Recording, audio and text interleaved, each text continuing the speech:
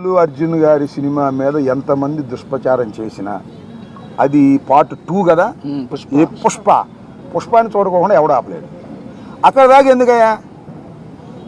నందమూరి తారక రామారావు గారి కుటుంబం జూనియర్ ఎన్టీఆర్ సినిమాను చూడకుండా బహిష్కరించాలని ప్రయత్నం చేశారా? ఆపగలిగారా? అట్లాగే ఇప్పుడు ఆయన పేరు అల్లు అర్జున్ గారి సినిమాని ఆపాలని ప్రయత్నం చేస్తే ప్రజలు చూడరు. బాగున్న సినిమా ఏదైనా చూస్తారు. అరే రాజ్బాబు హీరోగా యాక్ట్ చేసిన సినిమా బ్రహ్మాండంగా చూసామా మేము? సినిమా బాగుంటే. ఎన్టీ రామారావు గారి సినిమాలు బాగోకపోతే ఫ్లాప్ అయినాయండి. ఏం చెప్తాం? సినిమా బాగుంటే ఎవరైనా చూస్తారు. అరచేతిని అడ్డు పెట్టి సూర్యకాంతి ఆపలేరు. అదేవిధంగా ఇలాంటి ఎదవపోకళ్ళు పోయి సినిమాని ఆపలేరు అని మరొకసారి నిరూపించేటటువంటి కార్యక్రమం వస్తుంది. అల్లు అర్జున్ అయినా లేదా జూనియర్ ఎన్టీఆర్ అయినా లేకపోతే మరొకరైనా సినిమా బాగుంటే ఎవరైనా చూస్తారు, బాగోపోతే ఎవరు చూడరు.